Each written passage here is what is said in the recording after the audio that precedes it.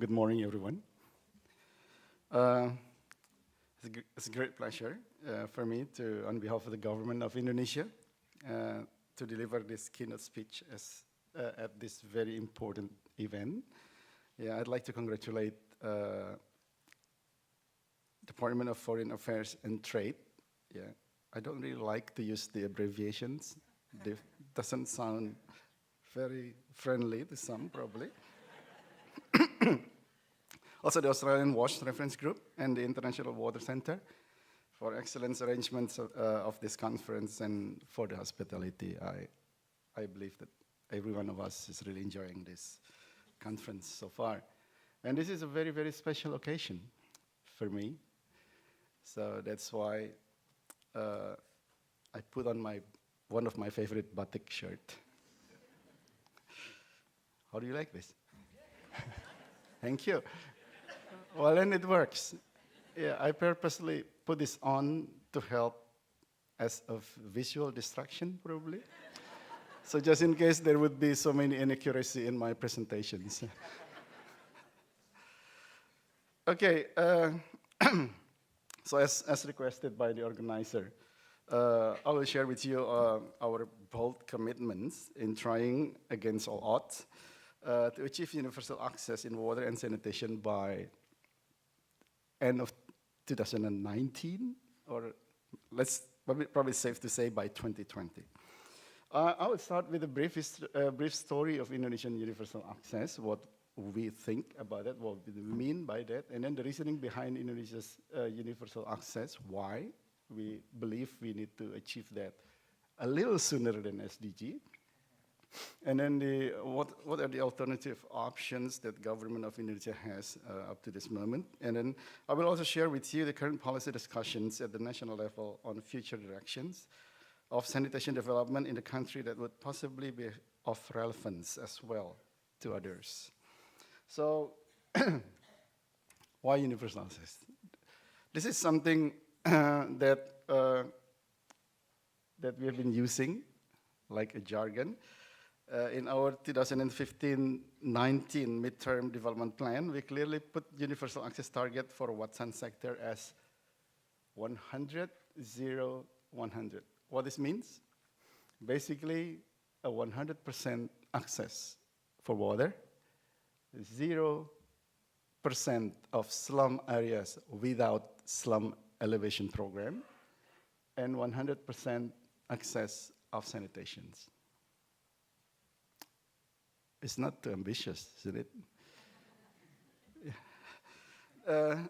Well, of course, the immediate reactions from our colleagues in other ministries when they first heard about this idea of achieving universal access by 2020 were simply surprised in disbelief. We barely got away with MDG's target, especially for sanitation.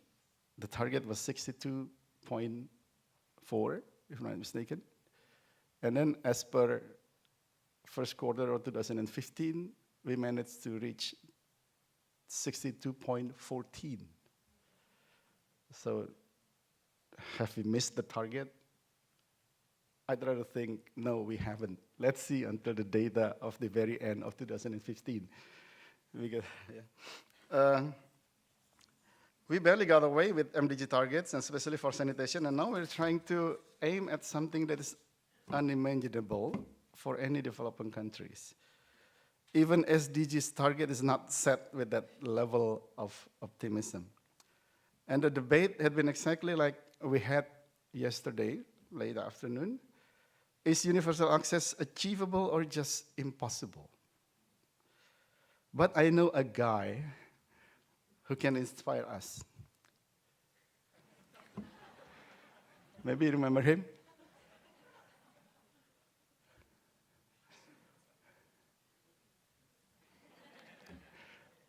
So, if a dwarf knight like Gimli can be that optimistic, why couldn't we? Yeah. So, after looking back at what have happened in the last 15 years, most of us have come to understand that maybe it is not that impossible to achieve universal access. especially when we remember the saying, there is no task too big or impossible to be done if you can break it down into a small, doable task. As long as you do not what do you call it? You do not get stuck to those small, doable tasks. Yeah. So if you look back as far as 2005, Indonesia's achievement on sanitation was not something to be too proud of. Sanitation access back then was only around 35%, a little more than 35%. And we needed to create a momentum to accelerate sanitation development. So fortunately for us, during that year, we have managed to develop community-led total sanitations, or in our acronym, it's STBM, and also community-based sanitations, or SANIMAS in our acronym, yeah. And also managed to get water and sanitation working group expanded, yeah, at national, provincial, and city district level. These chains of events, we believe, had helped us to significantly improve our access to around 44.20%. Now, there must be a lot of questions about that. Was there a spike in our investment? I don't think so.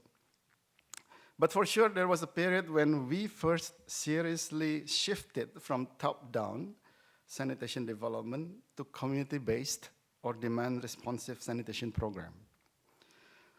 So I have a theory that has managed to change the behavior of the target groups, who are the households, on the utilization of their toilet facilities, etc. So that was recorded in our statistics.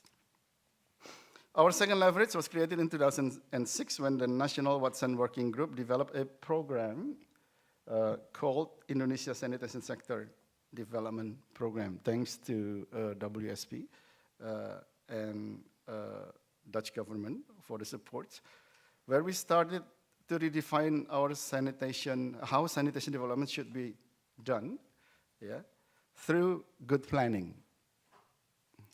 Well,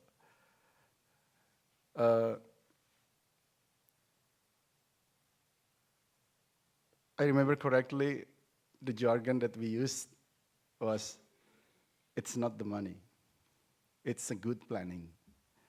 Yeah. So if you want to develop your sanitation, you really have to have a good planning. Yeah. Money is not a problem. So we started with only 6 cities, yeah, prior to 2010. Yeah, you can see those cities, basically just, yeah. And then you can see how the number of participating cities have increased throughout the years.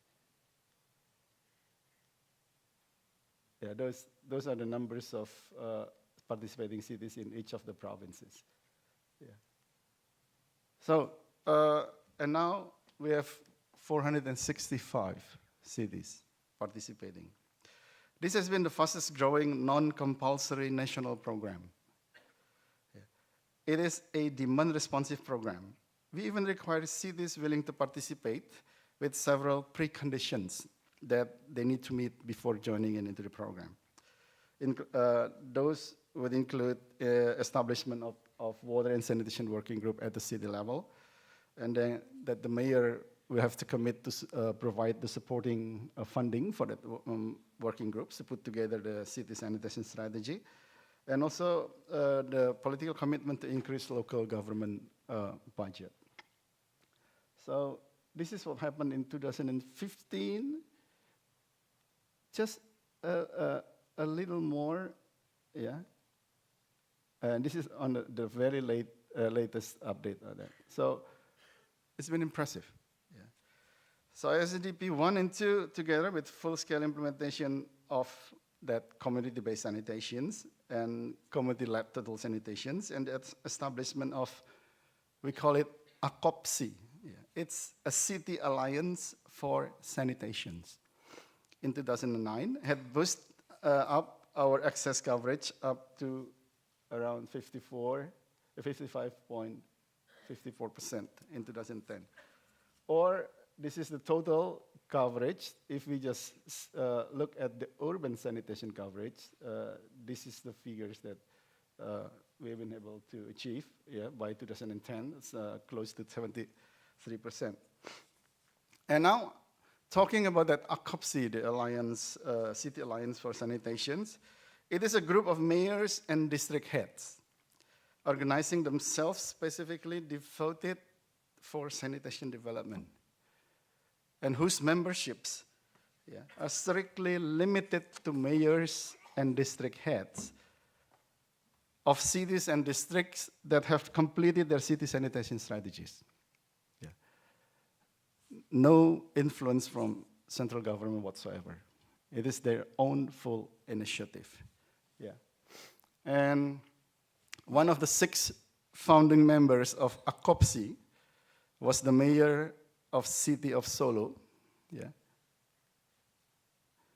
who managed to get a better career now as the president of the Republic of Indonesia.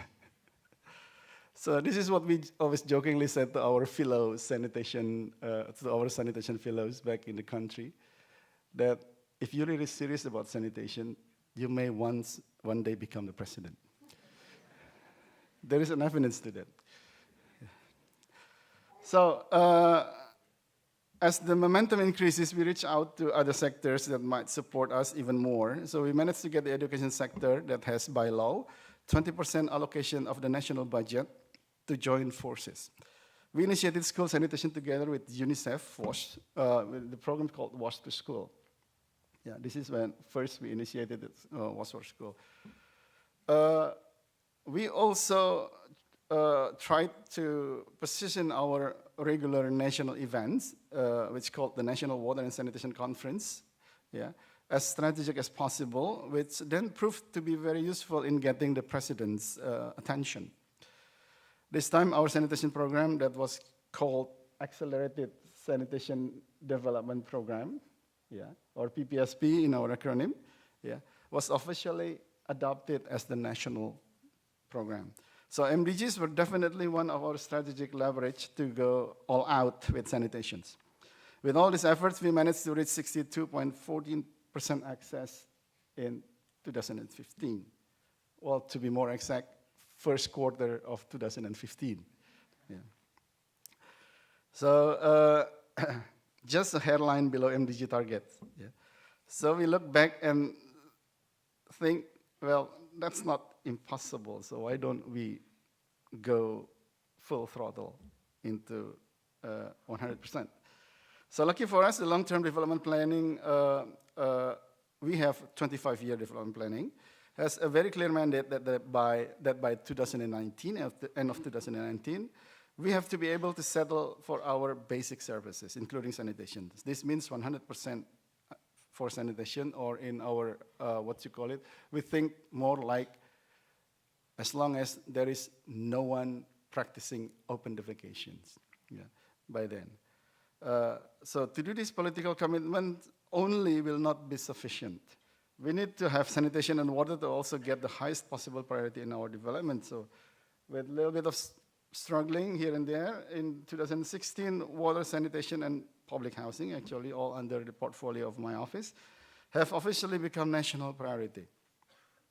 So President Joko Widodo has recently declared a money follow prioritized program planning approach.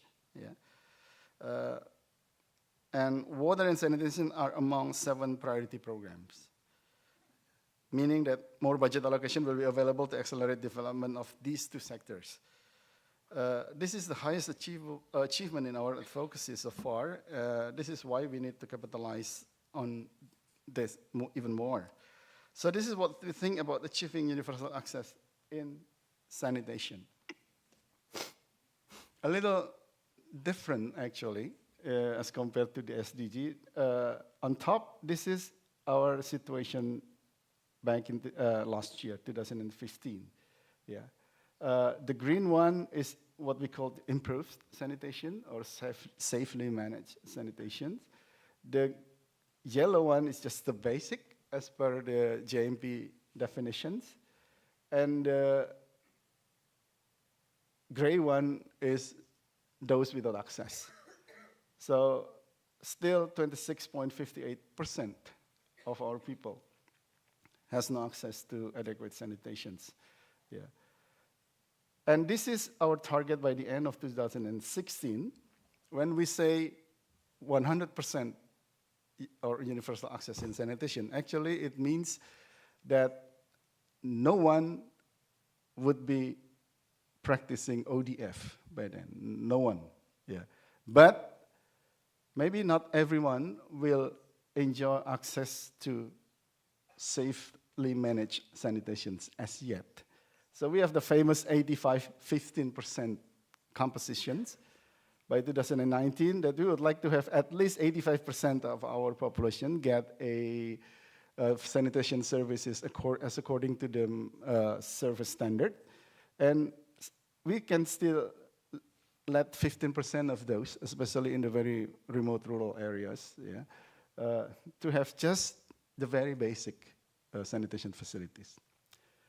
Yeah. So what we have to make sure is that from 2015 to 2019, we have to make sure that we can move this yellow to green, and some of this gray into green and yellow. And that is very important for us. Why? Because we found out at the first years that many of the initiatives is actually just simply moving people from green to greener. It's good. It's an improvement of service. But it doesn't count, yeah, in SDG target. So this is part of the effective use of our limited budget to, at the same time trying to achieve the universal access. Okay, and the 85-15% scenario is actually for national. Yeah, we have then distribute that into provincial level and further into the local level. You can see that this is based on the exercise that we did together with the provincial governments. Yeah, these are what you call it depict what each of the provinces' objectives would be by 2019. The upper bar is the current conditions. Sorry, the lower bar is the current conditions. The upper bar is the targeted conditions. In some of the areas, yeah, especially the more developed one, we even targeted 100-0. Yeah, like for example, for Jakarta, yeah, the national capital, for Bali, for example, yeah. Some maybe close to 90-10, but for some others, maybe still even 40-60. Yeah, but that is fine, yeah, as long as all the concerted efforts will result in a 85-15 proportion at the national level. Okay, ladies and gentlemen, friends, one of our big challenges in sanitation is, of course, dealing with big cities. Universal access has to be achieved in big cities as well, and this is why these big cities have our special attentions. There are many reasons to that, yeah. But let me just emphasize on two main reasons. Firstly, big cities are complex and have very high density and already very much developed, yeah. So then it's going to get more and more expensive, yeah, the longer we delay an investment on sanitation facilities on the city, especially those dealing with the off-site facilities or citywide. Yeah. And also problems such as mindset and willingness to participate, growing slums, higher social and economic cost of handling sanitation will grow just bigger and bigger every day. Yeah. The risk is just simply too high. We cannot wait for that. And secondly, big cities tend to also have higher fiscal capacity, meaning, yeah, there are opportunities, better opportunities for big cities to cope with their sanitation situations. So strategic investment, therefore, simply has to be made, and it will need a firm regulatory, institutional, and financing framework. So reflecting on the current sanitation situation in large cities, we have come to two basic principles for further development of the policy. The first principle is, we call it stop the bleeding. Yeah. We have identified what went wrong and what went good to arrive at this point. Yeah. Let me just go very quickly. Stop the bleeding, meaning just do whatever we can, yeah, to stop what you call it, pollutions to enter the water bodies, pollutions by domestic waste. Yeah. So this would include the use of communal facilities, much more decentralized facilities, yeah, as opposed to trying to keep on pursuing with the very costly citywide sanitary sewers. Yeah, that's first. The second, also, yeah, despite trying to focus on a more decentralized system, we also have to rely upon safely managed on-site facilities. I believe that even in the next 30 years, maybe Indonesia will still heavily relying upon on-site facilities. We only targeted about 10% of our cities with centralized sanitary sewer up to 2020, and still 90% we have to rely upon either decentralized one or the on-site facilities. Yeah. So I think I have to end this just to sum up, yeah, with what I'm trying to share with you. So this is a question. So what if you have 465 of 519 mayors striving for delivering better sanitation services? Almost all. Not all as yet. Almost. A 600 increase in local government budget on sanitation, and keep on increasing. And then a president or head of state who fully supports sanitation for all programs. A working coordination mechanism among national 34 provinces and 465 local governments. An ever-growing national budget for sanitation. A proven significant community contribution reaching 20 to 30% of total sanitation investment, statistically. A qualified networks of community groups managing 13,600 communal sanitation facilities throughout the country. A standardized and acceptable planning document and mechanism. A good understanding on the entire delivery system of sanitation services. And, of course, a continued support from development partners and donor agencies. I would say reaching universal access of sanitation by 2020 is worth trying. Thank you so much.